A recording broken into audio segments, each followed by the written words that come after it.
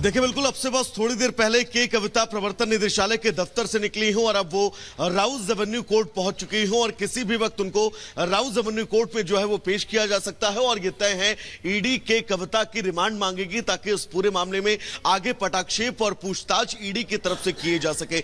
लेकिन के कविता जब राउज एवेन्यू कोर्ट पहुंचती है और उनसे वहां पर मौजूद मीडिया के लोग सवाल पूछते हैं तब वो इस बात का जिक्र करती हैं कि उन्हें गैरकानूनी तरीके से गिरफ्तार किया गया है और कल जब उनकी गिरफ्तारी को लेकर हैदराबाद में ईडी की टीम मौजूद थी तब भी उनकी पार्टी के तमाम नेता उनके रिश्तेदार जो हैं वो इस गिरफ्तारी को कहीं ना कहीं से अवैध करार दे रहे थे। लेकिन कल देर रात उन्हें दिल्ली लाया गया और अब राउज एवेन्यू कोर्ट में उन्हें पेश किया गया है। अब से कुछ देर बाद के कविता को जो है वो राउज एवेन्यू कोर्ट बिल्कुल आपके पास हम लौटेंगे, आपके पास लौटेंगे वैभव, लेकिन बड़ी ब्रेकिंग अपने दर्शकों को बता दें और बड़ी ब्रेकिंग यह है कि पेशी से पहले क्या कहा के कविता ने।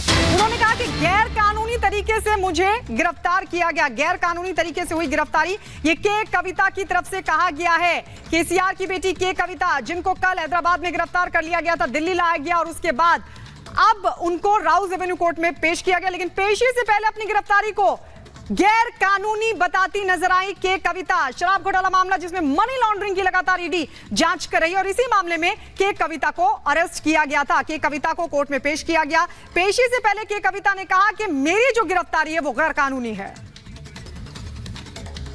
और अनामिका पांडे हमारे साथ जुड़ी हुई है लगातार राउज एवेन्यू कोर्ट के बाहर से। अनामिका, क्योंकि अब के कविता को पेश कर दिया गया है, लेकिन सवाल ये भी है, जहां एक तरफ के कविता ये कह रही कि मेरी गिरफ्तारी गैर कानूनी तरीके से हुई है, लेकिन इससे पहले सीबीआई जांच में भी उनका नाम सामने आया था और अब जाहिर तौर पर जो पॉलिसी थी शराब आबकारी नीति की उसे गलत पाया गया और उसमें भी वो शामिल रही। अंजलि, अभी तक जितने भी लोगों से या पूछताछ की गई है या फिर गिरफ्तार किया गया है या फिर समन भेजा, केजरीवाल को रखने होंगे, लेकिन फिलहाल बड़ी राहत अरविंद केजरीवाल को यहां पर मिलती हुई नजर आ रही है। दोनों मामलों में 15-15 हजार के निजी मुचलके पर अरविंद केजरीवाल को फिलहाल जो है वो जमानत दे दी गई है। इन दोनों मामलों में अरविंद केजरीवाल को जमानत मिलने से समझा जा सकता है कि जो शिकंजा अरविंद केजरीवाल के ऊपर कसता जा रहा था उस शिकंजे से अरविंद केजरीवाल को राहत जरूर है। क्या कुछ कहा है अधिवक्ता ने, सुनवाते हैं आपको। एनफोर्समेंट डायरेक्टरेट ने 2 कंप्लेंट्स अलग अलग डेट पे मिस्टर केजरीवाल के खिलाफ एसीएमएम की कोर्ट में डाली थी, ये एलिगेशन लगाते हुए कि इन्होंने सम्मन्स पर न आने के बाद 174 आईपीसी की अवहेलना की है। तो हमने दोनों केसों के समनिंग के अगेंस्ट रिवीजन लगाई थी और उसमें सेशन कोर्ट को ये रिक्वेस्ट की थी कि प्रोसीडिंग स्टे की जाए। कल शाम को 6 बजे सेशन कोर्ट ने ये ऑर्डर दिया कि मैं स्टे डिक्लाइन करता हूं और हमारी रिवीजन में डेट दे दी फॉर फाइनल हियरिंग। और हमें ये भी कहा कि अगर आप चाहो तो एग्जम्पशन एप्लीकेशन लगा दीजिए, पर आज हमने कोई एग्जम्पशन एप्लीकेशन नहीं लगाई।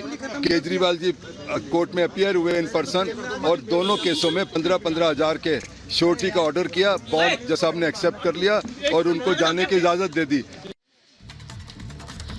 तो लगातार जिस तरह की प्रतिक्रियाएं आ रही है इसे लेकर वो हम आपको यहां पर दिखा रहे हैं। लेकिन इधर अगर मनोज तिवारी की बात करें तो उन्होंने केजरीवाल की इस जो उनको एक फौरी राहत मिली है उस पर चार्ज कसा है और उन्होंने ये कहा है कि केजरीवाल को ये समझना होगा कि दरअसल समन की जो अनदेखी वो कर रहे थे उसमें उनको थोड़ा ये राहत मिली है, लेकिन कानून का पालन तो उन्हें करना ही होगा, वो उससे बच नहीं सकते हैं। तो ये तंज कसते हुए मनोज तिवारी और क्या कुछ इसके अलावा कहा मनोज तिवारी ने, आइए आपको सुनवाते हैं।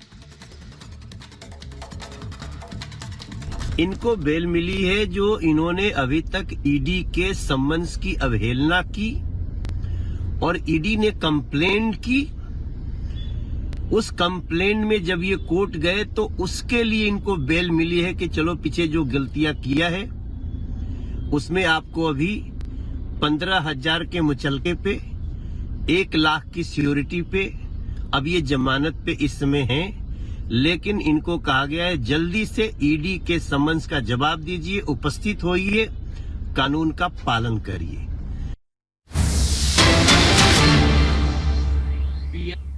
की टीम ने गिरफ्तार किया है, उनको दिल्ली लाया गया है। अब इन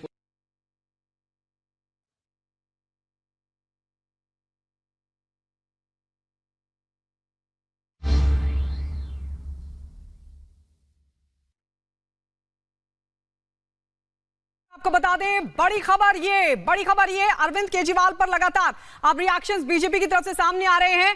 अरविंद केजरीवाल पर मनोज तिवारी ने तंज कसा है। मनोज तिवारी ने यह कहा है कि पेशी से जरूर छूट मिली है, लेकिन ईडी का जो मसला है उस पर लगातार कार्रवाई का सिलसिला बना हुआ है। आपको बता दें केजरीवाल को ईडी के समन का सामना करना होगा, ये मनोज तिवारी कह रहे हैं। बीजेपी की तरफ से रिएक्शन आ गया। आज ही अरविंद केजरीवाल को जमानत मिली है। दरअसल पेशी से छूट मामले में उनको जमानत दी गई है और इस बीच आपको बता दें अरविंद केजरीवाल पर मनोज तिवारी ने तंज भी कसा। और इस बीच मनजिंदर सिंह सिरसा ने क्या कुछ कहा है वो हम आपको सुनवाते हैं। ईडी ने अपनी जो कंप्लेंट के तहत अरविंद केजरीवाल जी को कोर्ट ने बुलाया था, उसमें अरविंद केजरीवाल जी जमानत पर हैं। अगर ये सम्मन फर्जी थे, ये कंप्लेंट फर्जी थी, तो अरविंद केजरीवाल जी अब आपने 15,000 रुपए का मुचलका भर के जमानत क्यों ली? दूसरी बात, ये कहा जा रहा है कि अरविंद केजरीवाल जी को जमानत मिल गई। मैं बताना चाहता हूं अरविंद केजरीवाल जी को कोई जमानत नहीं मिली। अरविंद केजरीवाल जी को केवल और केवल मजिस्ट्रेट के सम्मनों पे जमानत मिली है। मजिस्ट्रेट के सम्मन पे ईडी के किसी केस में जमानत नहीं मिली।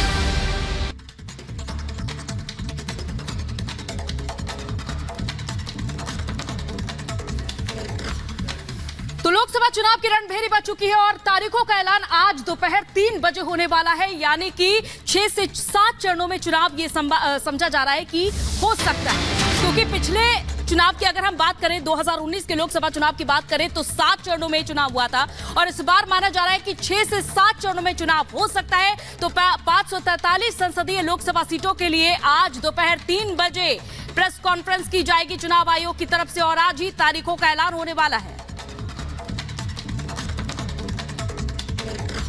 इम्पोर्टेंस का कुछ भी सर आप दो शब्द आज तो इम्पोर्टेंट है, देश को चुनाव का घोषणा करेंगे आज जी 3 बजे से, आपको पता ही है पहले से जी, तो वहीं बात करेंगे आपसे।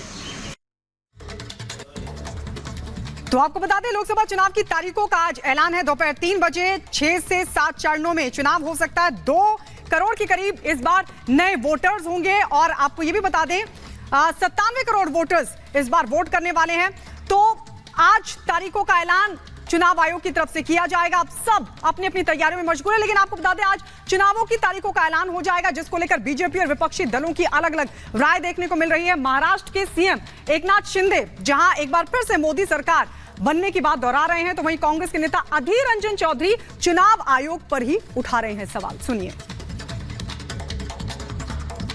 चुनाव में पूरे देश में 400 पार मोदी जी के लिए पूरी 400 पार की जो सब लोगों ने तय किया है, इस बार 400 पार ये गारंटी लोगों ने ली हुई है और महाराष्ट्र में इस बार 45 पार ऐसा माहौल है।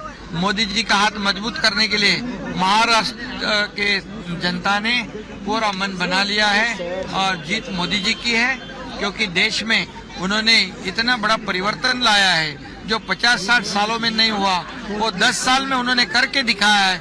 इसलिए लोगों को इस बार भी मोदी सरकार चाहिए। चुनाव आयोग किसी पक्ष का ना होना चाहिए। हमें ये बात इसलिए कहना पड़ते है कि पिछले कई चुनाव में हमने देखा है कि आचार संहिता, जो कोड ऑफ कॉन्डक्ट कहते हैं हम लोग, जो चुनाव ऐलान होने के बाद देश में चालू हो जाते हैं, बहाल हो जाते हैं, उस समय आम वोटरों को लुभाने के लिए